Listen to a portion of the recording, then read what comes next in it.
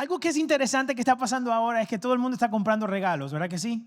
¿Verdad? ¿Cuántos de los que estamos aquí ya tienen su lista hecha? Los niñitos levantaron las manos. Esos son sabios. Nosotros, algunos otros como nosotros, esperamos ese momento de emergencia. ¿Saben cuál es ese momento donde última hora, donde hay que comprar a última hora, ¿verdad? Porque esperamos mucho tiempo, ¿verdad? Entonces estamos en modo última hora. Y la cosa es que la expectativa de este tiempo es de que todo el mundo tiene que comprar un regalo, ¿verdad? O comprar o recibir un regalo. Y estamos con la mentalidad de que, bueno, es que es Navidad, es que es el tiempo para regalar y para recibir, ¿verdad que sí? ¿No? ¿No quieren regalo ustedes? ¿No quieren nada? Y claro, creo que todos en algún momento en esta fecha tienen una expectativa. Y eso es lo que hace esta fecha. Crean esa expectativa de que, bueno, tienen que darme un regalo. Y a nosotros tal vez lo que esperamos, tal vez la última hora, nos ponemos un poquito, improvisamos un poquito y decimos, bueno, ya quedan 1 o 2 días, bueno, déjame ver qué encuentro aquí en Amazon, ojalá que llegue mañana o esta tarde o lo que sea. Y esperamos la última hora. Pero si yo le dijera a usted que tengo un regalo para usted, tengo un regalo para usted. Si yo le dijera que tengo eso, usted diría, tal vez, sí, dime, pero te tengo que decir, sí tengo un regalo, pero el detalle es de que aunque el regalo te va a encantar y va a transformar tu vida y no solamente lo vas a disfrutar ahora, sino toda tu vida. Es lo mejor que tú podías recibir, pero el detalle es de que vas a tener que esperar unos años. Falta tiempo para que tú lo recibas. Hay 2 costumbres o 2 reacciones que tal vez la gente tenga. La primera es, entonces, ¿para qué me dices del regalo? Si no me lo vas a dar todavía, ¿verdad? Diríamos, ¿para qué me lo das? Pero el otro lado de la moneda sería de la gente que dice, bueno, pues con ansiedad, con deseo, van a estar esperando ese regalo. Y el mundo, el día de hoy, vemos en el mundo ese tipo de personas, las 2 personas, aquellos que están esperando el regalo ansiosamente y esperaron el regalo y que recibieron el regalo, y están otros que se le olvidó, que dejaron pasar el tiempo o no pensaron sinceramente en lo que significa este tiempo. En el mundo se ven esas 2 cosas. Más allá de los regalos, la Navidad, una de las cosas que hace la Navidad es hacernos recordar lo que Dios hizo, la promesa cumplida de Dios, que fue enviar a Jesús a morir por nosotros. Y aunque para algunos la espera fue larga, y aún las promesas de Dios, a veces las esperas pueden ser muy largas porque no vemos las cosas en el momento que la queremos, la espera vale la pena. Y así pasó cuando el Señor le habló a su pueblo acerca de lo que iba a venir, lo que Él iba a enviar para salvar a la humanidad. La llegada de Jesús no fue un regalo improvisado de parte de Dios a última hora, a ver qué hago para salvar a la humanidad. Fue algo que, como hablábamos la semana pasada, desde el primer momento que cambió la historia, cuando el hombre cayó, Dios ya tenía un plan para salvar a la humanidad. Entonces, la pregunta es, si el regalo ya llegó, la pregunta es si lo hemos recibido de verdad. Si el regalo ya llegó, ¿lo hemos recibido ya? ¿O solamente estamos esperando que haga algo más? Y quiero que vaya conmigo nuevamente al libro de Isaías, al capítulo 9, versículo 6. Y sí, fue donde estuvimos la semana pasada. Porque el día de hoy quiero que leamos otra vez nuevamente estos versículos porque me parece que son de suma importancia las características que aquí habla acerca de ese regalo maravilloso que fue anunciado para nosotros. Isaías capítulo 9, versículo 6.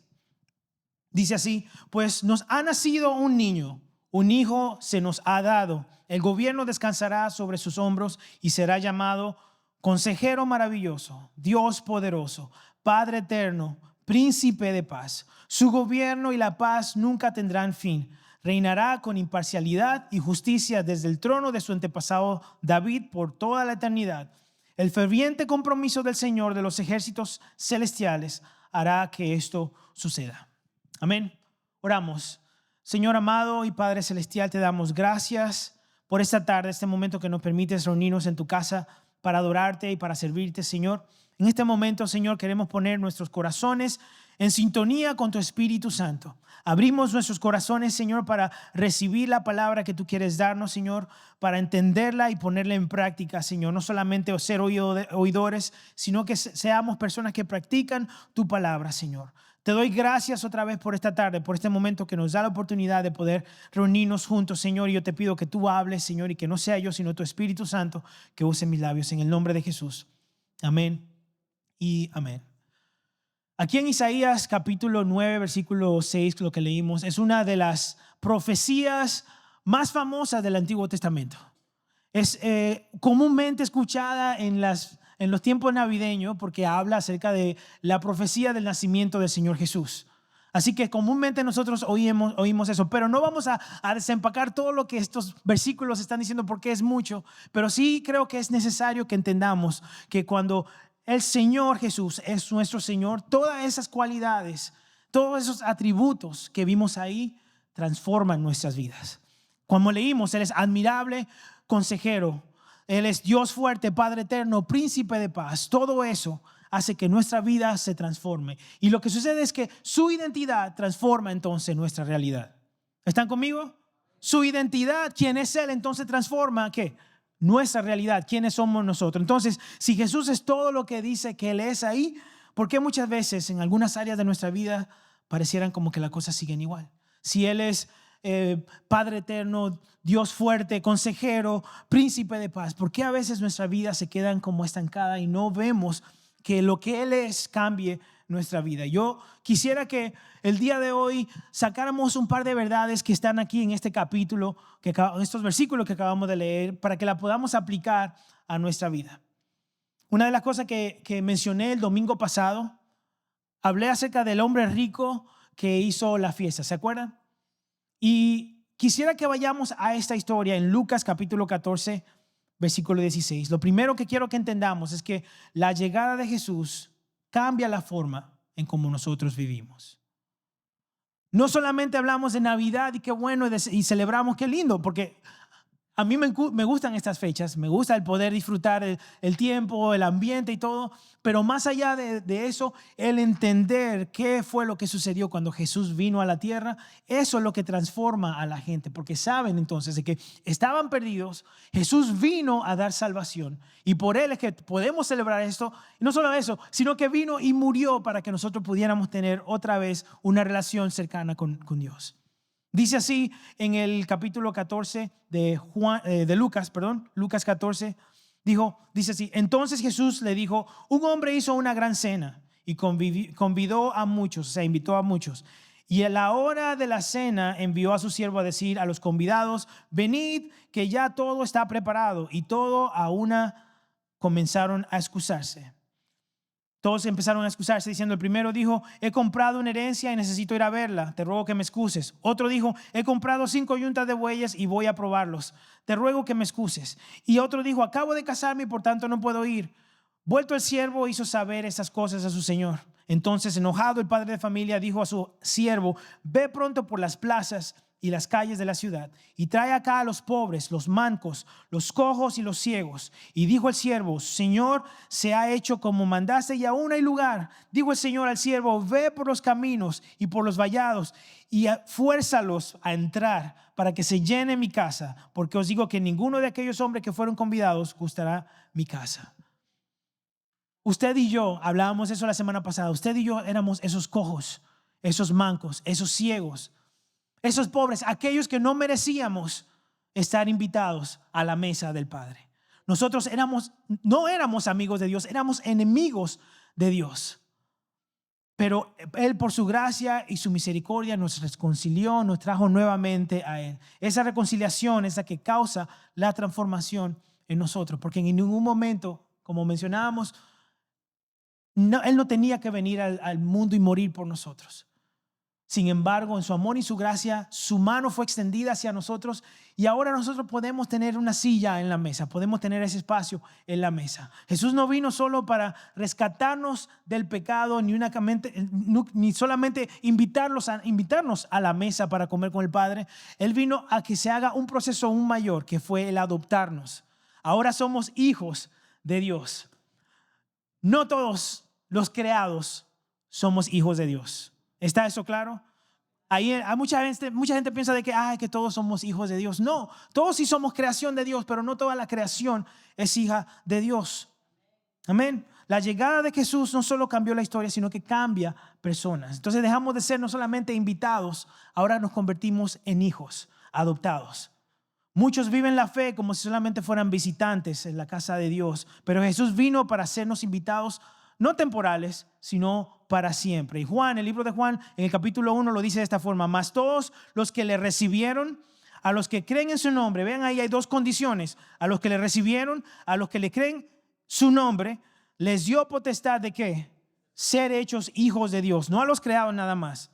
Dice, los cuales no son engendrados de sangre, ni de voluntad de carne, ni de voluntad de varón, sino ¿de quién? De Dios. Hay dos condiciones. ¿Vieron las dos condiciones para ser hijo de Dios? Creación no es ninguna de ellas. Número 1 es recibirlo. Y número 2, ¿qué? Creer en su nombre. Nosotros no nacimos siendo hijos de Dios. Tú naces siendo creación de Dios. Pero en el punto en tu vida, cuando tú decides rendir tu corazón a Dios, obedecer a Dios, en ese momento que cambian las cosas. Y te convierte no solamente a un invitado en la mesa, sino a un invitado eterno en esa mesa. Eres hijo ahora. ¿Cuántos están alegres de ser hijos en la casa ahora de nuestro Padre? Amén. Gloria a Jesús por eso. Así que nunca se nos olvide que la condición para ser hijo de Dios es poner nuestra confianza en la gracia salvadora de Dios y en el sacrificio de Jesucristo. Antes de Cristo éramos una cosa y eso lo hemos vivido todo y ahora somos otra cosa. Antes de Cristo éramos extraños, ahora somos familia. Antes estábamos lejos, pero ahora hemos sido acercados. Antes no teníamos identidad, pero ahora tenemos un nombre y tenemos una herencia. Antes no teníamos razón de vivir y ahora tenemos propósito. Todo eso ha sido por el sacrificio del Señor. Todo eso ha sido porque un día Dios vio a la humanidad y Él dio a su único hijo. Lo hemos leído en Juan 3:16 muchas veces. De tal manera amó Dios al mundo que envió a su único hijo para que todo aquel que en Él cree, no que crea, todo aquel que en Él cree, dice la Biblia, no se pierda, mas tenga vida eterna. Eso está hablando de nosotros, lo que creemos. Mas todo aquel que en Él cree, no nos perdamos. Él envió a su único hijo, a su más preciado tesoro. Él vino, se hizo hombre para morir por nosotros. Así que al ser salvos, entonces nos convertimos de personas perdidas ahora a ser enviados también, porque ahora que tenemos esta gracia, nosotros podemos decir a los demás de algo que hemos recibido que es grande, que es transformador, que cambia quién éramos. Y como lo hemos hablado muchas veces, no hay mejor testimonio que una vida que ha sido transformada verdaderamente por Dios. Yo puedo conocer la Biblia entera y tratar de explicarte alguna de las cosas, pero nada muestra más el poder de Dios que el cambio de una vida que antes estaba en la basura, en el mundo, perdido, ahora al venir al Padre, a ser transformado, a ser rescatado. Jesús no solo vino a encontrarnos, sino a darnos un propósito. El Evangelio nunca termina con nosotros, nada más siempre nos envía a llevarles a otros este mensaje. Amén. Y Jesús lo puso de esta forma porque el Hijo del Hombre no vino a buscar y a salvar, porque el Hijo del Hombre vino a buscar y a salvar lo que se había perdido. Pero después de encontrarnos, nos da la misma misión. En 2 Corintios dice en el versículo 20 del capítulo 5, así que somos embajadores en el nombre de Cristo. Como si Dios rogase por medio de nosotros, os rogamos en el nombre de Cristo, reconciliaos con Dios. Al que no conoció pecado, por nosotros lo hizo pecado. Está hablando de Jesús. Al que no conoció pecado, porque Jesús no conoció pecado. Jesús no recibió lo que conocemos como el pecado original o natural, como le llamamos muchas veces, que fue por la herencia de un hombre. Al haber pasado la caída de Adán, obviamente Adán y Eva, todos los hombres de ahí en adelante heredábamos eso. Pero él no fue engendrado por hombre, fue engendrado por el Espíritu Santo. Y aún siendo un ser perfecto, Dios hizo poner sobre él todos los pecados de la humanidad.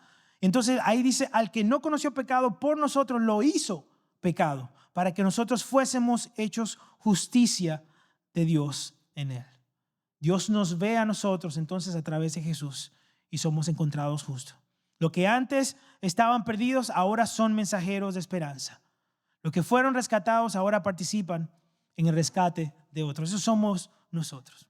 Así que la venida de Jesús fue un plan, fue una promesa, fue un regalo para rescatar a la humanidad. Va más allá de los regalos que nosotros queremos ahora en Navidad, va más allá de celebrar la temporada que linda y que acogedora. Es recordar el plan perfecto de Dios de salvar la humanidad.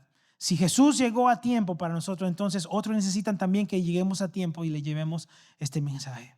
De una vida sin rumbo a una vida eterna, a una vida con esperanza. Amén. Antes vivíamos sin esperanza, pero la gracia de Jesús Por la gracia de Jesús ahora vivimos cerca de nuestro Señor. Tito en el capítulo 2 lo pone de esa forma, porque la gracia de Dios se ha manifestado para salvación a todos los hombres, enseñándonos que renunciando a la impiedad y a los deseos mundanos, a todo lo que nos aparta del Señor, vivamos en este siglo sobria, justa y piadosamente, aguardando la esperanza bienaventurada y la manifestación gloriosa de nuestro gran Dios y Salvador Jesucristo, el regreso de nuestro Señor a buscar a su pueblo. Así que la Navidad no solo se celebra el nacimiento de un niño en Belén, se celebra que nuestro destino ha cambiado para siempre. Amén. Se celebra de que usted no tiene una herencia de perdición y de muerte eterna. Se celebra que ahora tenemos una salvación y una vida eterna para siempre. ¿Sabe que es eterno, verdad? ¿Cuánto tiempo dura eterno? Para siempre. Eso es mucho tiempo. Eso es todo el tiempo. Gracias al amor de nuestro Dios, la salvación fue dada a nosotros. Entonces, si la llegada de Jesús realmente transformó nuestra vida, ¿qué evidencia hay hoy de que ya no vivimos como antes? Hemos sido transformados, hemos sido cambiados. Y si no, hoy es el día perfecto y maravilloso para decirle sí a Jesús, que entre y que transforme y que cambie. Si ya no somos invitados, sino hijos, entonces ¿por qué seguimos viviendo como si Jesús nunca hubiese llegado? Como que si no hubiésemos sido invitados a la mesa y que no hubiésemos recibido la invitación de sentarnos eternamente a comer en la mesa con nuestro Padre Celestial. Así que la llegada de Jesús lo cambia todo, porque cada atributo de su identidad fue dado para transformarnos.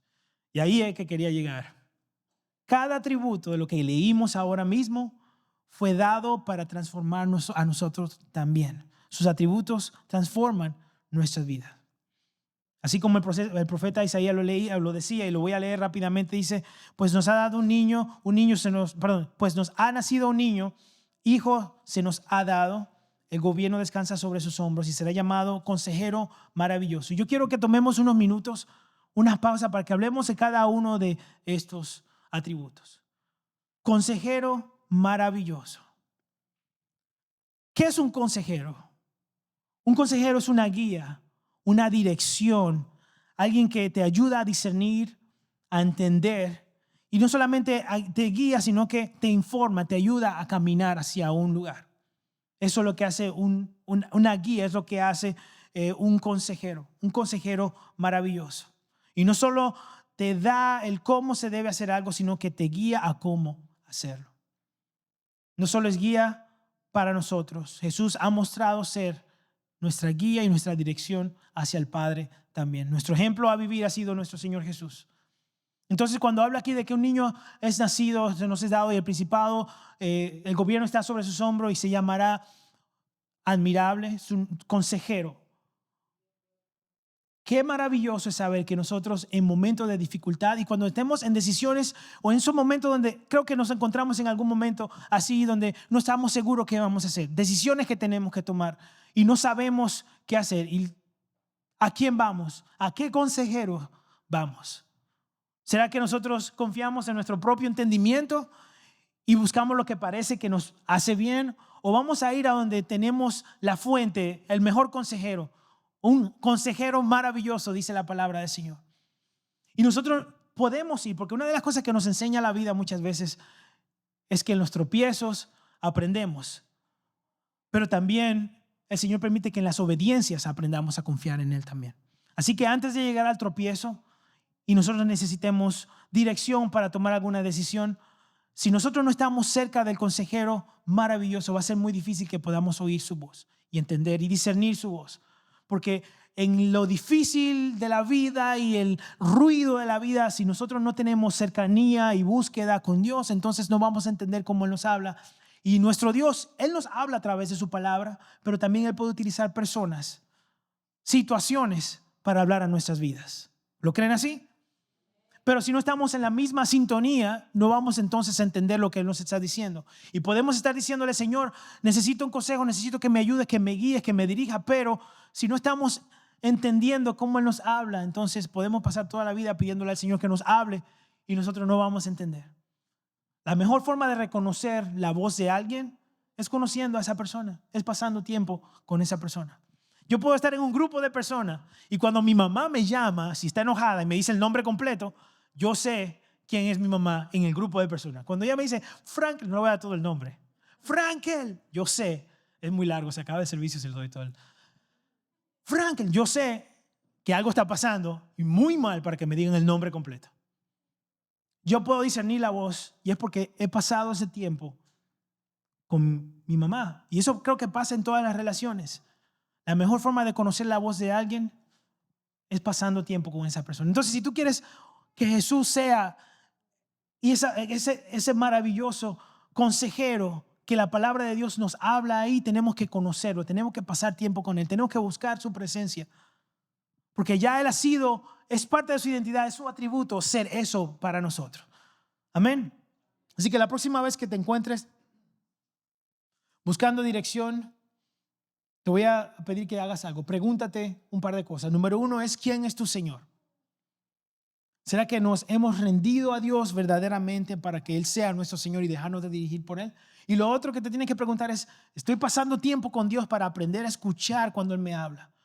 ¿Estoy pasando tiempo con Él para discernir su voz en medio de todo el ruido o simplemente estoy pidiéndole al Señor a ver qué pasa?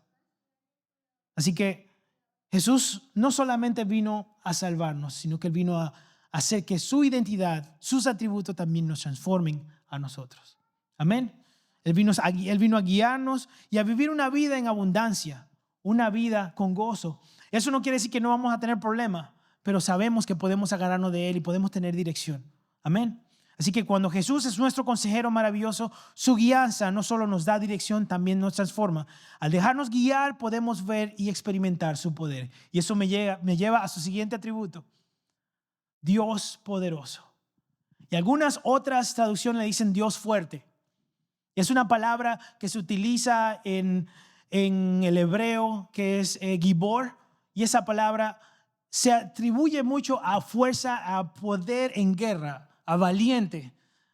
Como sabemos que hay dos idiomas diferentes, hay palabras que no se traducen exactamente, pero esta palabra gibor, cuando la vemos en la Biblia, nos damos cuenta que se atribuye a guerreros, personas que pelean y que son valientes. Y aquí diciéndonos que Jesús es nuestro Dios fuerte, es aquel que pelea por nosotros. Amén. Es aquel que pelea por nosotros. Es aquel que pelea nuestras batallas. Que cuando nosotros nos damos cuenta que no podemos y tenemos que decir, Señor, yo no sé qué más hacer, voy a dejar las cosas en tus manos. Entonces el Señor muestra su poder. Él es el Dios todopoderoso. Y más adelante, si ustedes ven el libro de Isaías, pasa una situación donde el pueblo de Judá, el pueblo de Judá en Jerusalén iba a ser atacado por los asirios. Judá no estaba en posición de vencer en ese momento a ningún ejército. Los asirios eran 185,000 hombres que estaban del otro lado de la pared a punto de acabar con Jerusalén. Y el rey no pudo hacer nada más que rendirse al Señor y decirle, Dios, yo no sé qué hacer más. El único rey que fue sinceramente y fue a donde Dios y se rindió y se tiró, ahí fue este rey. Y cuando él se tiró y se rindió todo al Señor, reconoció lo poco que él podía hacer. Y el Señor dijo, ok, yo voy a defender a mi pueblo. ¿Y sabe lo que hizo el Señor? Al otro día, durante la noche, el ángel de Jehová mató a los 185,000 que estaban. Es una de las pocas veces donde vemos que el ángel de Jehová acaba con todo el ejército en la Biblia. Porque en otras situaciones lo que vemos es que el ángel de Jehová o el Señor pelea con su pueblo y le da la victoria. ¿Se acuerda cuando lo veíamos como Moisés levantaba la mano y el pueblo iba a la guerra y vencía? Pero esta vez el pueblo ni siquiera salió a la guerra. Al otro día no se oía el ejército en contrario al pueblo de Israel, a Judá, que estaban en Jerusalén. No se oía nada y yo me imagino que ellos se levantaron por la muralla para ver qué había pasado y encontraron todos los cuerpos ahí muertos. El rey de Asiria, que había ido a acabar con ellos, se devolvió, obviamente vencido, a Asiria. Y allá llegando, sus 2 hijos lo matan y ahí quedó, y no más. Pero todo porque el pueblo creyó, el rey creyó de que hay un Dios que es poderoso. Así como es el mismo Dios, ese tiempo es el mismo Dios para nosotros. Que Él pelea, y no solamente pelea nuestras batallas, Él gana nuestras batallas. La pelea que Jesús pelea, la gana. Hasta ahora no ha tenido y no va a tener quien lo venza. Y esa es la fe que tenemos que tener cuando nosotros entendemos de que esta promesa que Isaías está dando a su pueblo es diciendo, hey, le van a ser un maravilloso consolador, pero más que eso también un Dios fuerte, poderoso, que es capaz de vencer las batallas que ustedes tengan que pelear. Cuando Ezequías, que era el rey, clamó a Dios por la salvación, Dios le dio la salvación a su pueblo. Y fue un ejemplo vivo del poder de Jesús. En respuesta, Dios intervino y acabó con todo ese ejército, 185,000 hombres. Él es poderoso para salvar. Jesús es poderoso para salvar.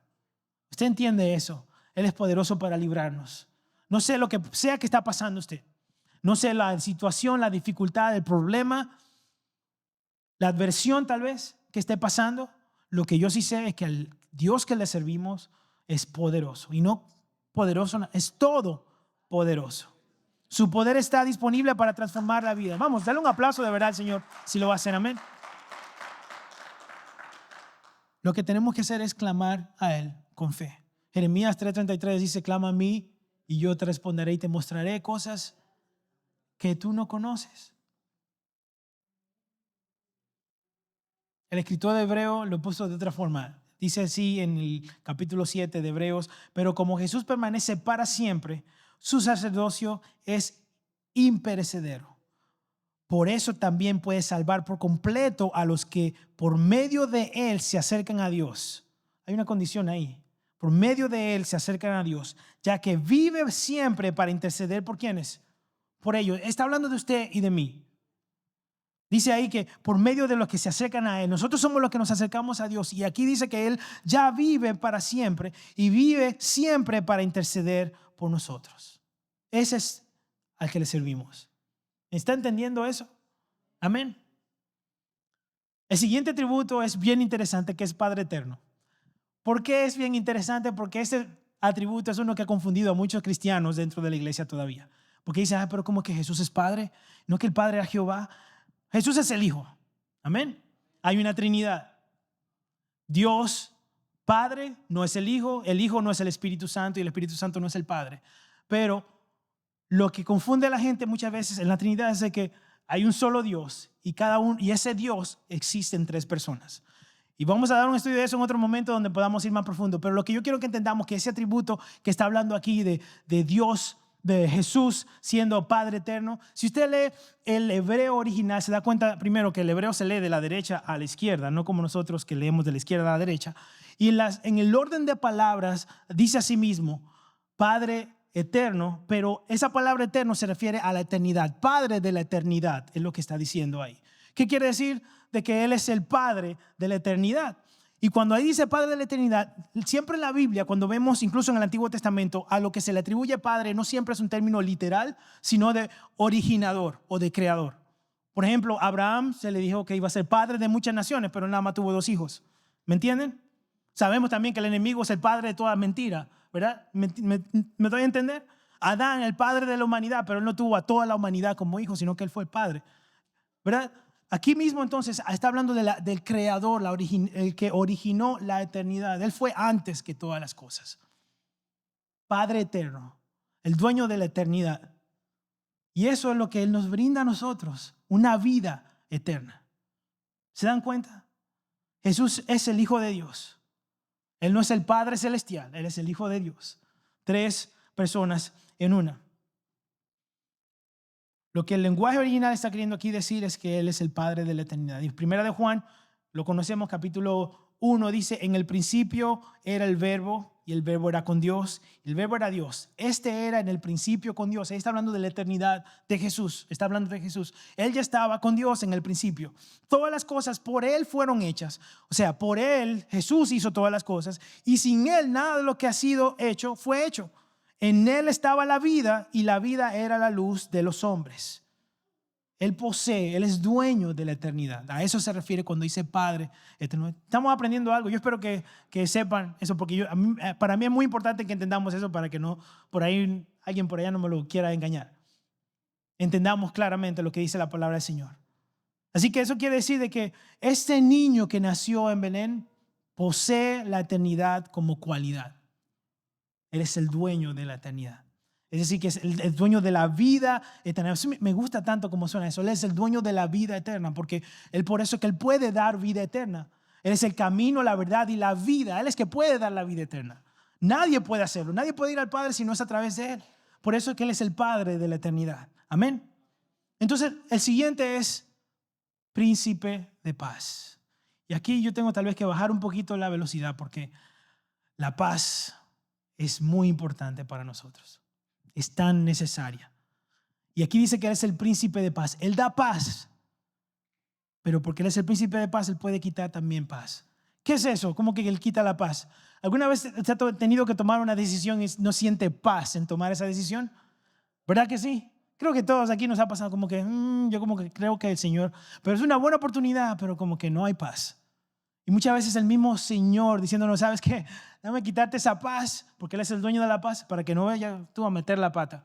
Porque si no, Él es que vaya entonces a tener que sacarte de ese lío, como siempre nos pasa a nosotros. Amén. Él es el príncipe de paz. Jesús no solamente promete su paz, Él es paz. Me encanta tanto eso porque en Él lo encontramos todo. La plenitud de todo se encuentra en Él. La llegada de Jesús no promete que vamos a vivir en un mundo sin caos, en un mundo sin problemas, en un mundo sin situaciones difíciles, para nada. Y como siempre le digo, al contrario, cuando nosotros nos metemos aquí tenemos que pelear de verdad porque el enemigo se levanta en contra de nosotros. Él no promete un mundo sin persecución, Él no promete un mundo sin adversarios contra nosotros o contra los que le siguen, pero sí promete paz en medio de la tormenta. Él promete esperanza y fuerza en medio del dolor y la dificultad. ¿Cómo nosotros sabemos y experimentamos esa paz en medio de la tormenta si no estamos en una tormenta?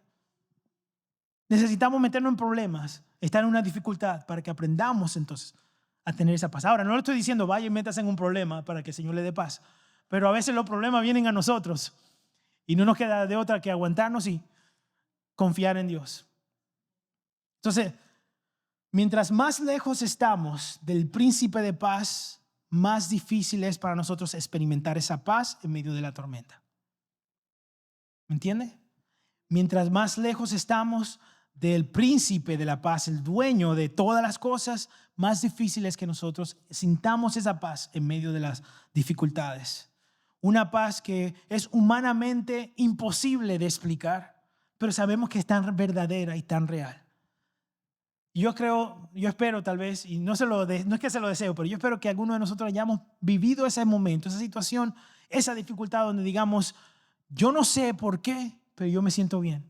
Estoy pasando el Niágara en bicicleta, como dicen por ahí. Estoy acabado, estoy a punto, no sé, no tengo nada, pero siento tanta paz, tanta confianza de que el Señor va a hacer algo. Algo está preparando Dios. Esa paz es una paz que sobrepasa todo entendimiento. ¿Y sabe quién la produce? El mismo Dios, Señor Jesús. Conocerlo a Él, buscarlo a Él, vivir en su presencia es lo que produce esa paz. Él puede ser tu paz. Así que en medio del dolor y la confusión, en los altos y los bajos de la vida, Él puede ser esa paz si tú quieres que Él sea esa paz. Él no se va a forzar, Él va a hacerlo si tú quieres que Él sea esa paz. Jesús no solo nos da paz con Dios, sino que en su llegada nos da la paz de Dios también. ¿Cómo que paz con Dios? Bueno, nosotros tenemos paz con Dios, por Él hemos sido reconciliados con nuestro Dios. Ahora tenemos esa relación, esa paz la tenemos con Dios por ese sacrificio en la cruz del Calvario. Cada atributo de Jesús no solo describe quién es Él, sino que lo que quiere hacer en nosotros. No solamente habla de quién es Él, de su identidad, sino lo que Él puede y quiere hacer en nosotros. Así que cuando Jesús es nuestro Señor, su identidad se convierte en transformación real y diaria en nuestras vidas. Él quiere ser nuestra paz. Él quiere ser nuestra paz. Y cada uno de esos atributos que vemos acá, que habla de este niño que nacerá en Belén, no solamente fue para halagarlo y aplaudir y celebrarlo, es también porque es para nosotros poder disfrutar que esa identidad de Él transforma en quiénes somos nosotros. ¿Me están entendiendo?